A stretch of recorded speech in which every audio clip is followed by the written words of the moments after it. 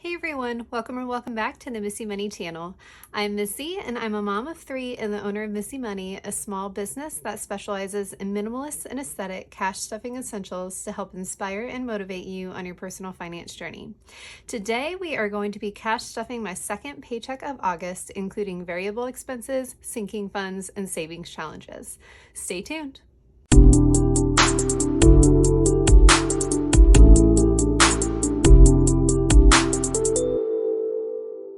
All right, guys, so I'm excited to be here to stuff my second August paycheck. But as always, I'm going to go ahead and start by seeing what I've got left over in my variable expenses, so just my weekly wallet, and we'll see what I have in here. I'm going to decide if I'm going to unstuff that and contribute it to savings challenges or if I'm going to roll any of those over to the next pay period. So in groceries, I have got $13 left, so I'm going to go ahead and unstuff that. Food delivery was completely spent this past week. Gas still has the full $30 in it from the last pay period. I'm going to go ahead and roll that over. Entertainment has $20 left. I'm going to unstuff that. Shopping was fully spent. Kids envelope has $22. I'm going to go ahead and unstuff that. And then miscellaneous was also fully spent. I did make credit card purchases in this last pay period, and so those funds went into my spent envelope, but I don't unstuff my spent envelope until the very end of the month in order to pay off my credit card and reestablish my buffer for my debit card. So if you have any questions about how to use credit cards and debit cards in the cash stuffing system and what a spent envelope is for, I will go ahead and link my video tutorial that's all about using debit cards and credit cards in the cash stuffing system right at the top, so you can check that out if you have any questions. But one of the questions that I got a couple times this week, which I thought was a really great question, was what do you do if your bills and whatever envelope that you are spending doesn't exactly match the amount that's going on your card? And so one of the examples she gave was, my purchase was $25.19, but I only had two $20 bills in my shopping envelope. And so the way that I typically go about this is a few things. I like to create flexibility in the system. And so for me personally, what I would do in that scenario is I typically round my purchases up to the nearest $5 or $10 increments. And so for $25.19, technically I would round that up to $30. And so in that case, if I had two $20 bills or $40 bills in my shopping envelope, but I made a $30, a rounded up to $30 purchase, I would go ahead and take both of those $20 bills, I would put them in my spent envelope, and then I would search my spent envelope for either a $10 bill, or in this case, I've got two fives in here, and I would take those fives out and put it back into my shopping envelope. That way I'm accounting for the purchase that I just made on my credit card, and I'm making sure I don't overspend my shopping envelope, but I'm also not using the total amount of cash in my shopping envelope since it's technically not fully spent. So I use my spent envelope as sort of a mini cash register during the week in order to make change for the purchases that I'm putting into the spent envelope, and then getting cash back out of the spent envelope if I didn't have the exact number of bills. Now, if you're just starting out in the cash stuffing system, or you're just starting out using a spent envelope and trialing this method to be able to use credit cards or debit cards, one thing I'd recommend is giving yourself a nice mix of bills, particularly in categories where you know you have frequent card purchases or card purchases that tend to be a lower amount. So instead of stuffing, hundreds and fifties, give yourself a mix of bills of 20s, 10s, and 5s. And that way, as you're going ahead and making those purchases, you're able to quickly and easily make change to be able to put into the spent envelope to represent those purchases. Now, one thing I did tell her in the comments is, if I had a purchase for exactly $25.19, I probably honestly would only put $25 in my spent envelope. And that's because most of the time, 99% of the time, I am rounding to the nearest 5 or 10 increment because I personally hate dealing with $1 bills. So I know if I'm rounding up most of the time, it is likely that I'm going to have a round up that covers that 19 cents extra. And so if you're really, really close to a $5 increment and you want to round down, that's fine. You just don't want to do that with every single purchase, to make sure that overall your purchases are covered with the amount of money that you have in your spent envelope. But This is one where I would just give yourself a mix of bills to start out with. You'll kind of learn over time which categories need the most mix of bills and which categories you can go a little bit higher denominations based on how you either use cash or your mix of cash, credit cards, and debit cards. But the more you use this spent envelope in this system, the quicker and quicker it gets, and eventually it becomes like second nature. So anyway, that's a little bit of Q&A for a question that I got, like I said, a couple of times this week. This is the cash that I'm going to go ahead and set aside. I'm just going to put it back here. And that is the cash that we will be using at the end of the video to contribute to savings challenges. So for now, I'm going to set aside my wallet because my next step is going to be looking at my paycheck breakdown and cash planning sheet for this week. So as always with every single paycheck, I go ahead and do a paycheck breakdown and cash planning sheet. This helps me just understand where every single dollar in my paycheck is going to go. And I usually reference my monthly goals that I set at the very beginning of the month to make sure that I'm stuffing the appropriate amount for my bill, debt, and investment categories so that I have enough of those dollars set aside and in the bank to auto draft next month's bills and debts when they come due. So it's because this is my second paycheck of August, and I am planning to 4 paychecks in August. I needed to set aside 25% of my monthly goals across the board for this paycheck. And so you'll see today is August 2nd. This pay period runs from August 2nd to August 8th, and it represents 25% of my monthly goals or 25% of my monthly income. So as always, I have categories that my allotment is staying in the bank, and that is true for my debt payments, my bill payments, and my 2 investment categories, my Roth IRA and then the 529 plan. All of those stay in the bank because I am 1 month ahead on my bill and debt payments. And so as I save 25% of my bill and debt payments over the course of August, by the end of August, over those 4 paychecks, I will have set aside 100% of those payments, and those will already be in the bank and ready to auto draft September's payments. If you have any questions about how bills or debts work in the cash stuffing system, or you want to know how you get 1 month ahead, I'll go ahead and link my cash stuffing for beginners video, again, just in the top corner, and you can go ahead and reference that for more detail on how to handle bills and debts or how to get 1 month ahead. But that is my norm. I always just keep my bill, debt, and investment allocations for each paycheck in the bank, just to make it easy so it's already there by the end of the month. So that all stayed in the bank. Oh, one quick thing before I move on to my wallet. I do have in the budget planner, let me find it. Here we go.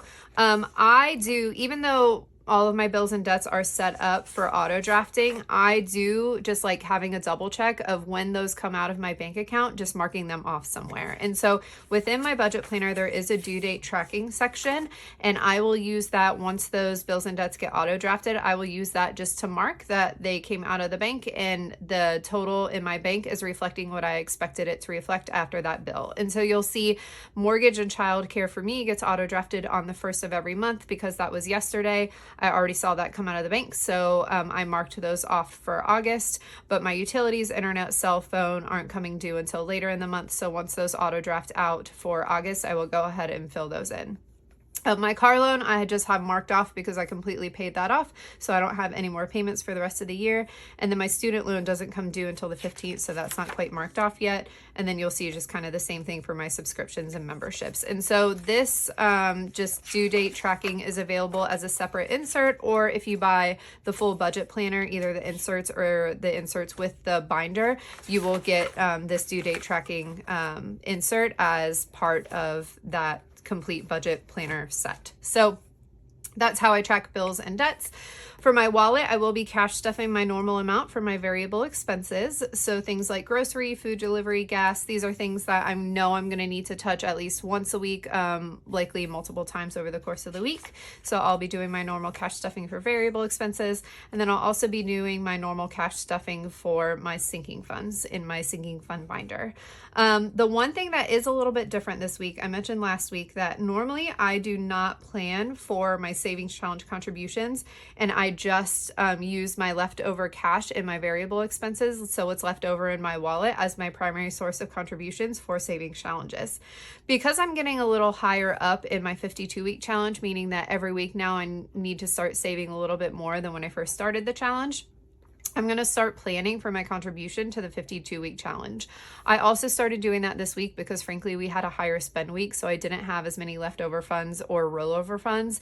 And I knew that if I didn't plan for the 52-week challenge, I would not have a lot left to contribute to the rest of my savings challenges. So I planned for my 52-week savings challenge. I will use the money that I unstuffed from my wallet as my contribution to the 12-month savings challenge, but my 52-week challenge is planned for within my paycheck. So I've got those dollars set aside for that. And that told me total I needed to withdraw $1,039, which is what I went ahead and did when I went to the bank. So I'm just going to set this aside so I can reference it and make sure that I am stuffing the correct denominations. And then let me grab my cash over here. And again, I just have a teller slip that told me that I needed $1,039 and gave the teller the breakdown of the cash that I needed. I go to a bank that's close to my house. It's actually a credit union I've been a member of for many, many years. And there's one lady who's so sweet. She knows that I do cash stuffing and cash stuffing videos. And she always, whenever I come in, she like, number one is so quick because usually I have the baby with me. And she's so quick. She knows I'm like trying to get in and out really quickly, but she always makes sure that my bills face the same side and that they're in the order that I use them for in my videos. She's just the total sweetest. I love her so much and I really appreciate her. But she was so speedy today. It's like she knew exactly what I needed, and as soon as I came in, she like locked eyes and was like, come on over, we'll get you taken care of quickly. So kind. All right, so I am gonna go ahead and, as always, I start by stuffing my wallet. And again, my wallet are just my variable expenses for the week. So first is groceries, and I stuffed $200 for groceries.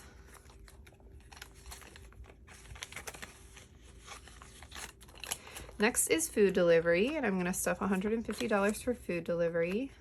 I noticed that this 100 had a chunk taken out of it. Whenever I have an ugly bill, I try to stuff it in my variable expenses because I know that I'm gonna spend it, and so I'll be rid of it by the time the next week rolls around. Gas, I'm gonna go ahead and add $30 to this, so this will take my gas total to $60. I did not fill up either of the cars this past week, and so I will likely be spending this full amount because I'll have to fill up both cars. Entertainment is getting $50 this week. Shopping is also getting $50 this week. And this is one where I tend to stuff the higher denomination bills because I use a good mix of cash and cards when I'm doing purchases. So let's say for shopping, I'm gonna go do a Target run. I'll probably use cash for that Target run, and that's gonna break my 50 and give me more flexibility in bills if I have an online purchase to be able to use my spent envelope. But if you, again, are just starting out using the spent envelope, or you're just starting out with the cash stuffing system, instead of stuffing a 50, you might want to give yourself, you know, a 20, 2 10s, and 2 5s to give yourself that flexibility of having a mix of bills to be able to use a card and then use a spent envelope. But I just know that I've been doing this long enough that I know I'm gonna very quickly have a good mix of bills just based on the types of purchases that I make. So put a 50 in shopping. I'm gonna go ahead and do 60 in kids.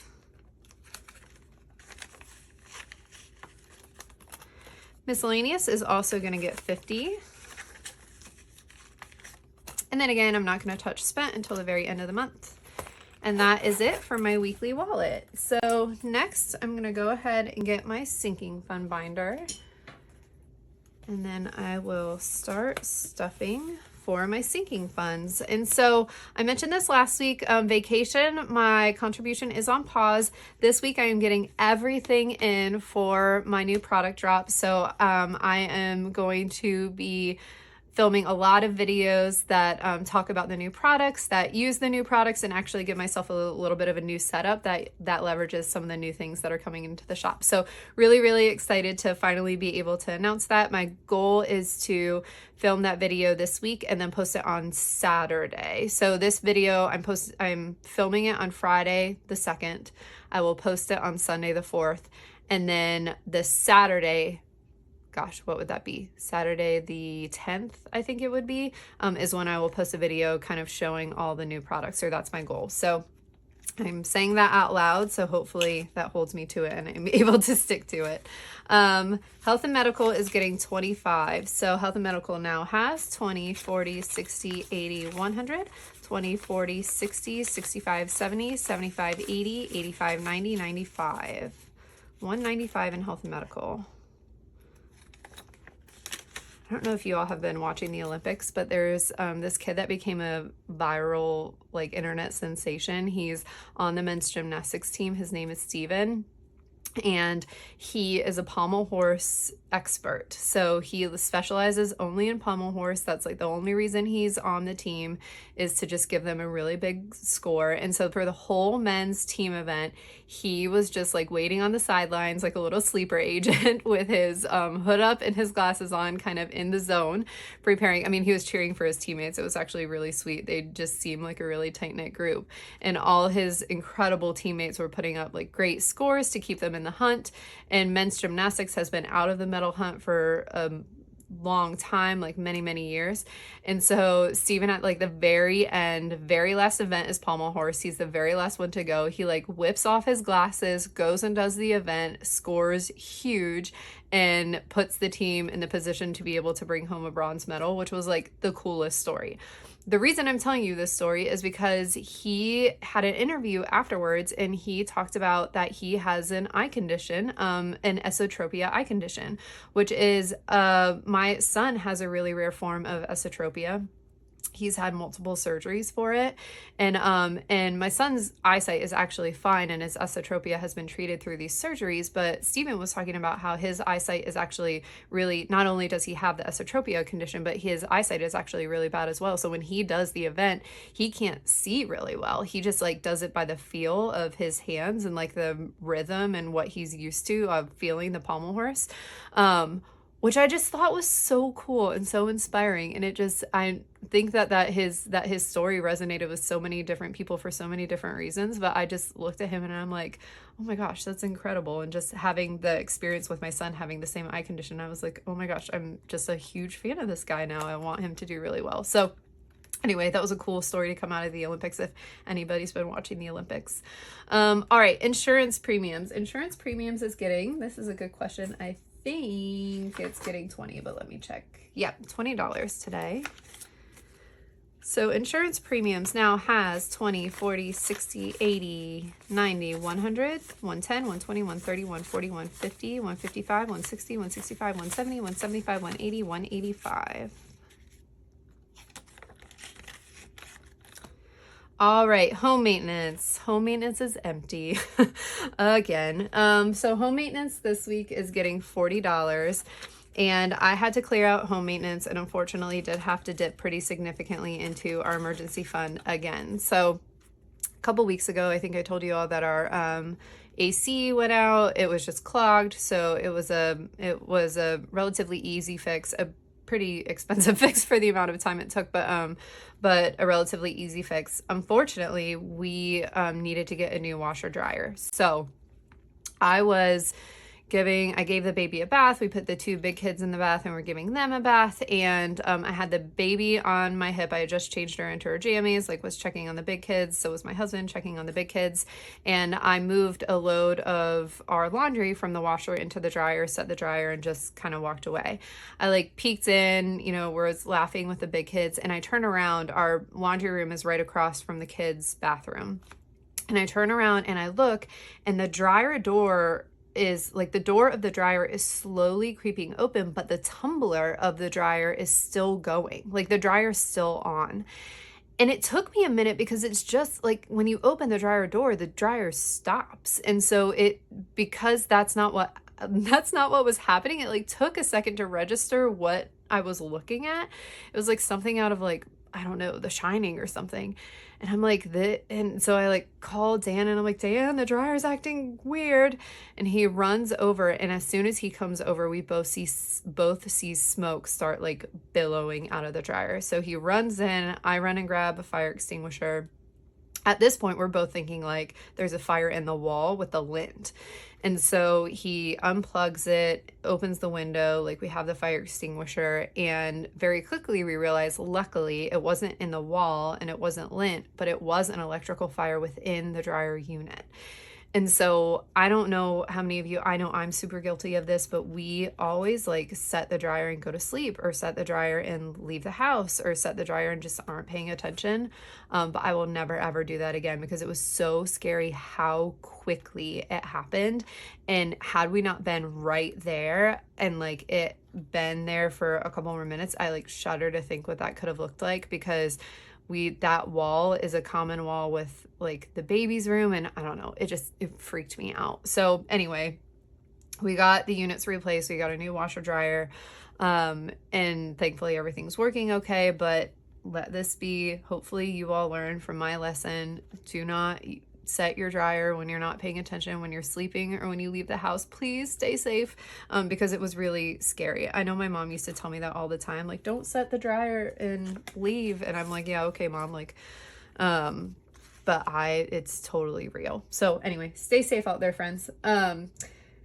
Let's see. Car maintenance is getting 20. So car maintenance now has 20, 40, 60, 80.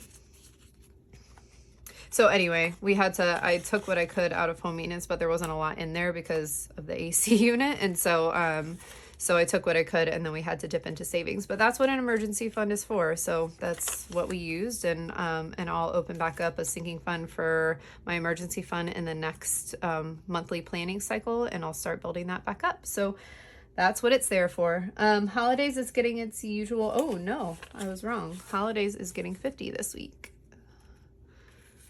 So the holidays now has, oh, you know what? That's going to make counting this really hard. I'm going to do the 50s at the end. So holidays now has 100, 20, 40, 60, 82, 20, 40, 60, 83, 20, 40, 60, 84, 20, 40, 60, 85, 20, 40, 60, 86, 20, 40, 60, 87, 20, 40, 60, 80, 780, 880, 930.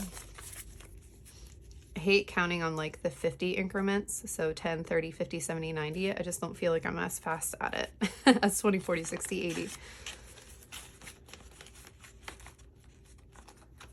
All right, self-care. Self-care is getting $25 this week. So self-care now has 20, 40, 60, 80, 100, 105, 10, 15, 20, 25, 30, 35, 40, 45, 50. 150 in self-care. Pet care is also getting 25 this week. Pet care now has 20, 40, 60, 80, 100, 5, 10, 15, 20, 25, 30, 35, 40, 45. 145 in pet care. Events is getting 25 as well. Events now has 20, 40, 60, 80, 90, 100, 10, 20, 30, 40, 50, 60, 70, 75, 80, 85, 90, 95, 200, 5, 10, 11, 12, 13, 14, 15, 16, 17, 18, 19, 20, 21, 22, 23, 24, 25, 26, 226.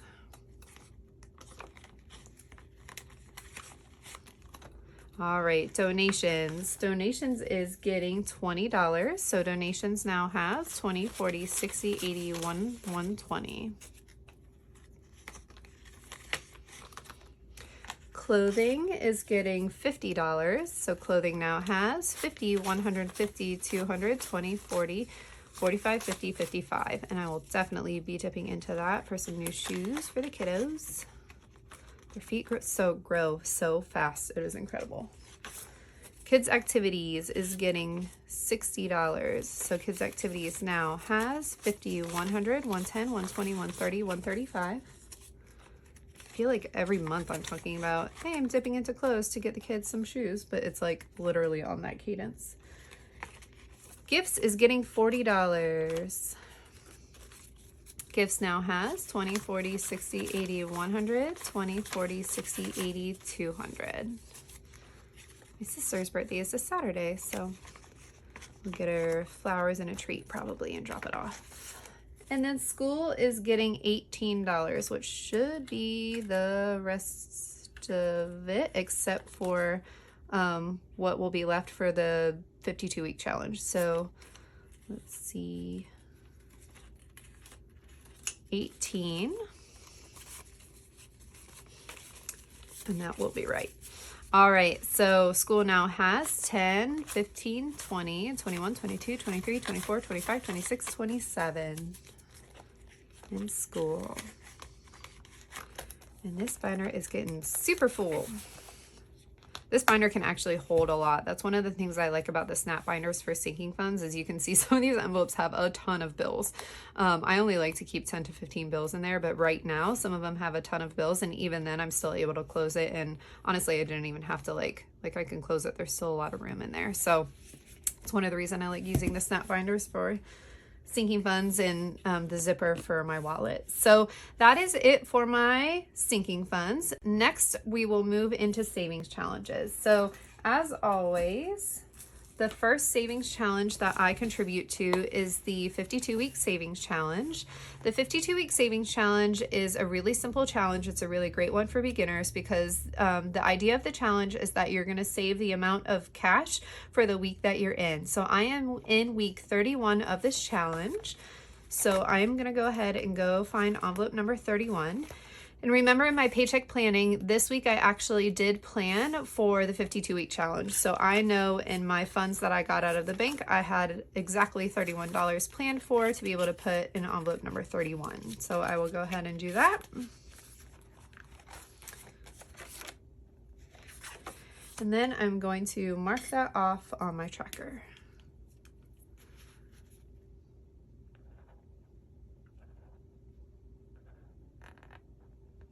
I always say that this one is a great beginner challenge because if you haven't quite built up that muscle of saving, you're new to saving, in week one, you literally only have to save $1. So it really eases you into it, and over time gets you in the habit of saving. So by the time you're in kind of midway through and you're saving a little bit more every single week, that you're used to it and you kind of know what's coming. So, and it adds up. Like over the course of the challenge, you're going to save a considerable amount of money. So that is the 52-week challenge for this week.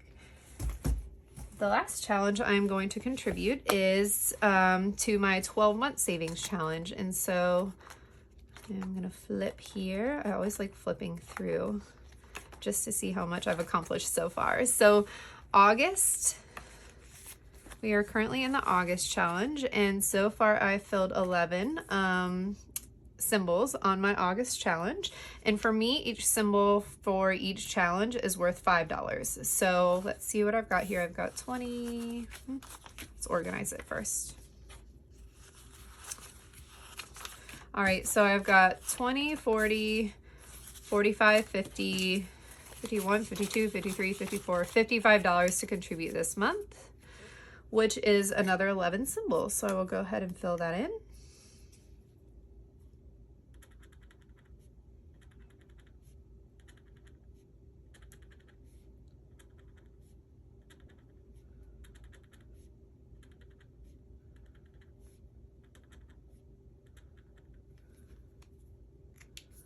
All right.